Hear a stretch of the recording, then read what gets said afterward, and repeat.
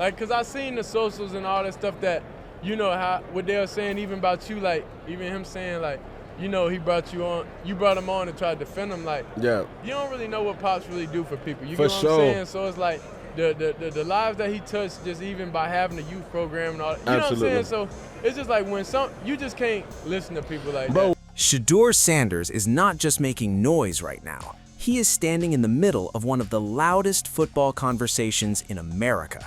And whether people like it or not, his name keeps pulling the spotlight toward Cleveland. And that is exactly why this story has people fired up. Because this is not just about one quarterback, one team, or one interview clip. This is about power, pressure, politics, media narratives, and a young player who seems to understand very quickly that in the NFL, talent alone is never the whole story. Man, it looks like the Cleveland Browns organization is under major fire, taking major heat from around the league as they have allowed some negative stories to kind of come out and allow reporters to take unnecessary, flagrantly foul shots at Shedeur Sanders, especially one being Mary Kay Cabot. And now the organization is under a microscope and they are under fire. Now, let's talk about what really has everybody talking. The message is simple on the surface, but loaded underneath. Start me or trade me. That is the kind of energy people are attaching to Shedeur Sanders right now. And for a lot of fans, that is exactly the confidence they want to see from a young quarterback. For others, it sounds like too much too soon. But either way, it gets attention. And in sports, attention changes everything. What makes this situation so interesting is that it is not happening in a vacuum.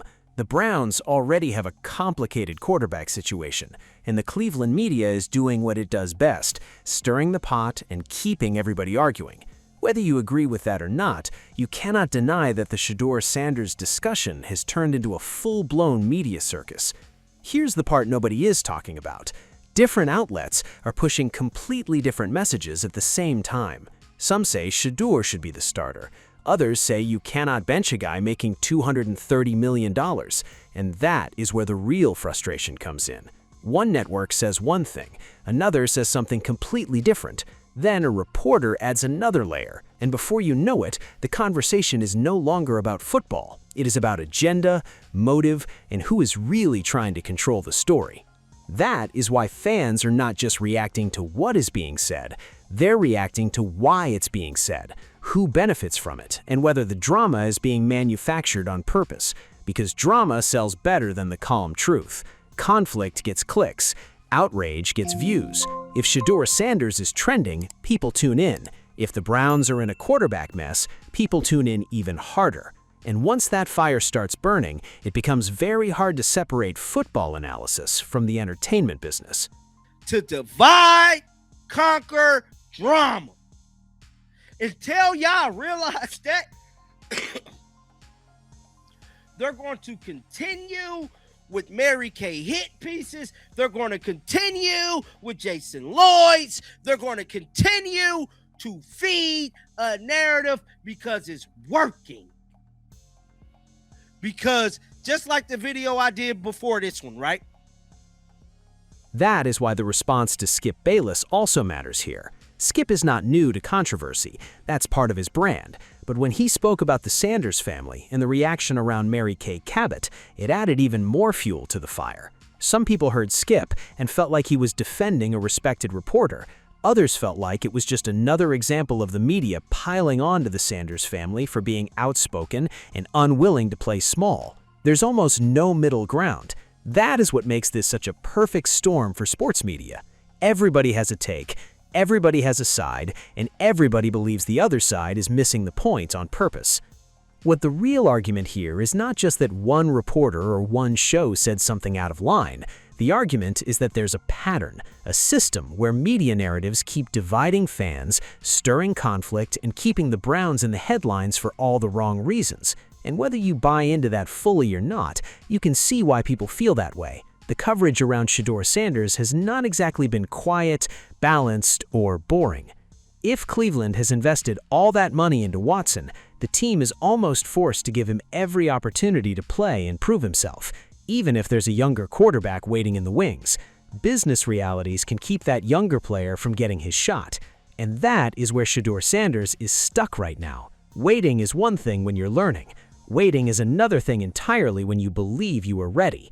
You have a young quarterback with enormous name recognition and a fan base already imagining what he could look like as the starter.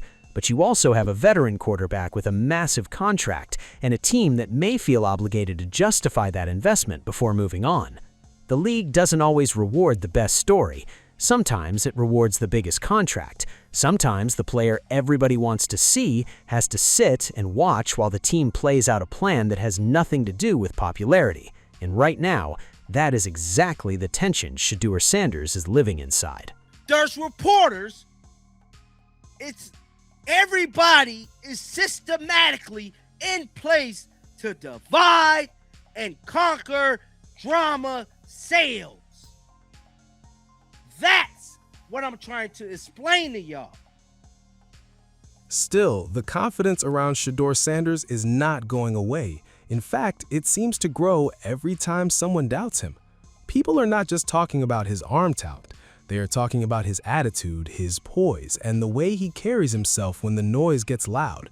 In the modern NFL, a quarterback is not just judged on what he can do on third down. He is judged on whether he can handle pressure from the media, the fan base, the organization, and the constant comparisons that follow every move. And Shedeur has pressure that most players do not have. He is not just a rookie trying to make a roster. He's the son of one of the most famous football personalities in the sport.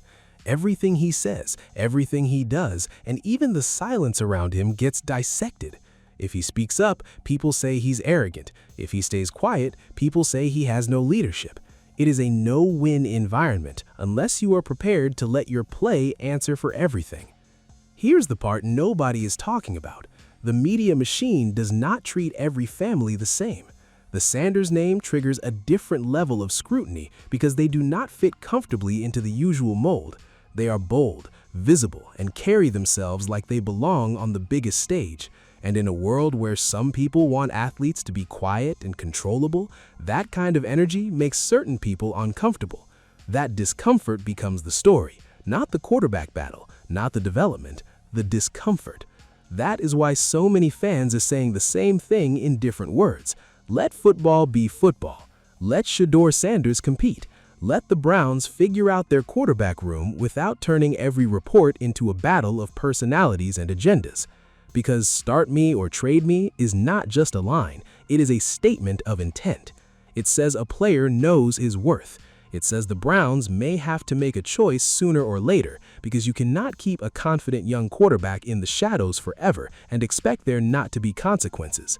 The energy around this situation says enough, and that energy is only getting louder. Where it says, sounds like Cleveland. Steelers legend throws shade at Browns for prioritizing Deshaun Watson over Shedeur Sanders. And here it says, former Defensive Player of the Year James Harrison blasted the Browns for presumably choosing Deshaun Watson over Shedeur Sanders during a minicamp. Now, while none of us believe that this is true, Todd Monken has come out and debunked this. His whole thing is the fact that you are even allowing reporters to come out and make these types of statements and allowing this type of thing to come out from the organization and allowing her to say, oh, I have inside sources from your organization about this, and that. The NFL has always been about competition, but it is also about timing, and timing is everything here. If the Browns are all in on Watson for now, the pressure on Shedeur only rises. If Watson struggles, the conversations get louder. If Watson plays well, the waiting game continues. Either way, the attention follows Shedeur because people already see him as a future storyline, not just a current one. And that is why this debate has such a sharp edge. It's not just about who should start this week. It's about who the Browns believe in long term.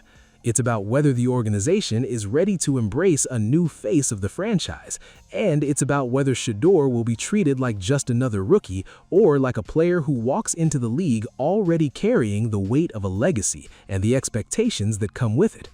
This is what makes sports so addictive. It is never just the game. It's the personalities, the power struggles, the contracts, and the way one soundbite can turn into 100 arguments overnight. Shedeur Sanders is living in the middle of that storm right now, and whether people are rooting for him or rooting against him, They are definitely watching. The real question is not whether the buzz around Shedeur is real. The buzz is absolutely real. The real question is whether Cleveland is ready for the storm that comes with making him the face of the future. Because once you put a name like Sanders into the spotlight, there's no controlling the conversation anymore. And right now, that conversation is only getting louder. Drop your thoughts in the comments, because this one is only getting bigger from here.